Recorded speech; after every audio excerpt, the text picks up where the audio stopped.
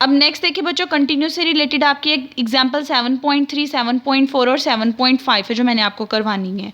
अभी मैंने आपको कंटिन्यूस के फॉर्मूलाज बताए हैं, आपकी आसानी के लिए मैंने ये लेड पेंसिल से एक साइड पे लिख दिया है। आपने ये चीज़ का ध्यान रखना है जहाँ कैपिटल DF की बात हो रही हो, यानी कि आपसे कहा जाए कि डिस्ट्रीब्यूशन फंक्शन निकालना है कंटिन्यूस के अंदर। कंटिन्यूस के अंदर जो डिस्ट्रीब्यूशन फंक्शन होता है वो कैपिटल एफ ऑफ एक्स से उसे डिनोट करते हैं, उसका formula -∞ to x f of x d of x होगा। अगर ये चीज़ कही है तो ये चीज़ इवैल्यूएट करनी है, लेकिन अगर डेंसिटी फंक्शन कहा है तो आपने small F of x calculate करना है।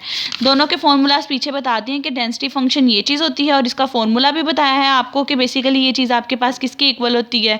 ये देखें, ये वाली चीज़ बताई हुई है कि किसकी इक्वल होती है। सिमिलरली आपको ये कैपिटल एफ ऑफ एक्स का भी बताया हुआ है कि आपके पास अगर डिस्ट्रीब्यूशन फंक्शन आ जाए, कंटिन्यूस डिस्ट्रीब्यूशन फंक्शन है डिस्ट्रीब्यूशन फंक्शन, तब उसका फॉर्मूला आपके पास क्या होता है।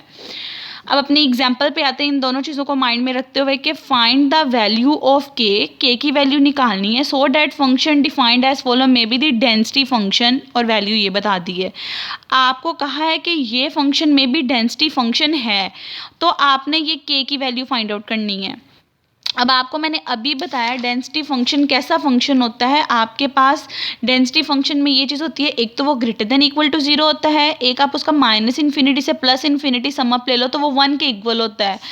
अब ये वाली चीज़ ज़ाहिर सी बात है, अगर के पॉजिटिव होगा तो वो पॉजिटिव होगी आपके पास, यानी कि अगर के ग्रेटर देन इक्वल टू 0 है तो ये फंक्शन भी ऑलवेज आपका ग्रेटर देन इक्वल टू 0 होगा, यानी डेंसिटी फंक्शन की फर्स्ट प्रॉपर्टी को तो सेटिस्फाई करता है।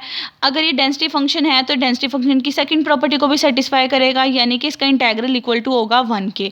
अगर इंटेग्रल इक्वल टू होगा 1 के, हम इसके इंटेग्रल को गिवन लिमिट्स में डिस्ट्रॉय कर लेते हैं। यहाँ पे 0 और 2 है क्वेश्चन के अंदर, -∞ से +∞ है, मैं एक अरेंजमेंट में लिख लेती हूँ।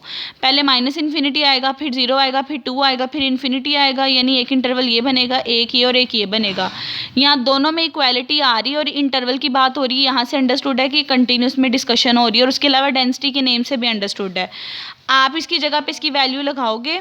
जब आपने वैल्यू लगानी है, पहला interval -∞ to 0, second interval 0 to 2 और थर्ड इंटरवल 2 to ∞, और साथ में फंक्शंस लिख देने हैं क्योंकि ये वाली चीज़ इसकी इक्वल है, और 1 एज इट इज़ आ जाएगा।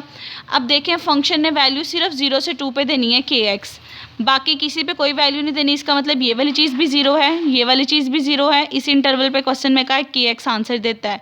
अगर इस पे kx आंसर देता है, इसको हम फर्दर सोल्व करते हैं। आप इसे जब फर्दर सोल्व करोगे, इंटीग्रेट करोगे, तो यहाँ से आपके k की वैल्यू आ जाएगी 1/2।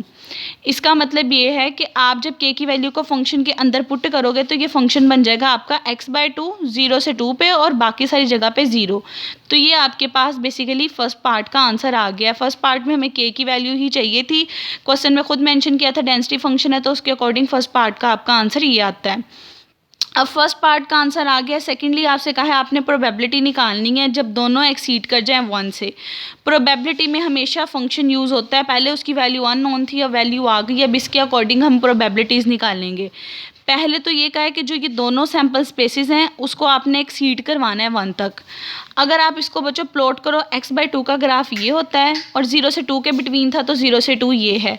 आपसे ये कहा है दोनों को 1 टाइम इंक्रीज एक्सीड करवाना है। अब 0 एक्सीड होके यहाँ से 1 पे आ जाएगा, यहाँ से 0 एक्सीड होके ये वाले 1 पे आ जाएगा, तो इसके अकॉर्डिंग जो 1 के बाद पोर्शन बनता है वो ये वाला पोर्शन बनता है, जिसकी प्रोबेबिलिटी अब हमने निकालनी है। आप लिखोगे प्रोबेबिलिटी जब हमने x ग्रेटर देन 1 निकालनी है, बेसिकली वो 1 से 2 हो जाएगी आपके पास, क्योंकि वो सारे का सारा एरिया 1 से 2 वाला आ जाएगा। फंक्शन आ जाएगा dx आ जाएगा, फंक्शन की जगह उसकी वैल्यू लगाओगे, dx लगाओगे, एट द एंड ये आपका आंसर आ जाएगा।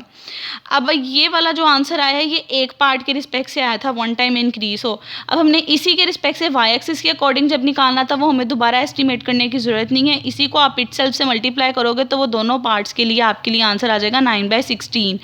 यानी जब कभी फंक्शन दिया है, एक्सीड करने का कहा हुआ है, एक तरफ से एक्सीड करवा के लिमिट अप्लाई करके आंसर निकाल लेना है और उसी को अपने आप से मल्टीप्लाई करके कह देना है कि 2 टाइम में ये आंसर होगा। फर्स्ट पार्ट भी आपका हो जाता है डेंसिटी फंक्शन के फॉर्मूले से, प्रोबेबिलिटी जिसकी कही वो भी निकल जाती है। थर्ड पार्ट में कहा है distribution function f of x निकालना है, यानी डिस्ट्रीब्यूशन फंक्शन के लिए integral -∞ to x f of x d x की वैल्यू निकालनी है। आपने सबसे पहले लिखा डिस्ट्रीब्यूशन फंक्शन का आपके पास फॉर्मूला क्या होता है।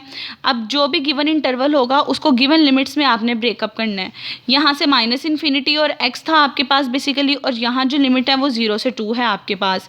इस वाली चीज़ को हम ब्रेक कर लेते हैं। ये स्टेप्स यहाँ से करने की ज़रूरत नहीं है। आप सबसे पहले रफ में लिखोगे -इन्फिनिटी से 0 पे जाना है, 0 से 2 पे जाना है आपने, और उसके बाद 2 से इन्फिनिटी पे जाना है, क्योंकि यहाँ पे बेसिकली x की वैल्यू भी डिफाइन की हुई है जो कि 2 है। x वो नंबर होता है जहाँ पे आपका स्टॉप हो रहा हो।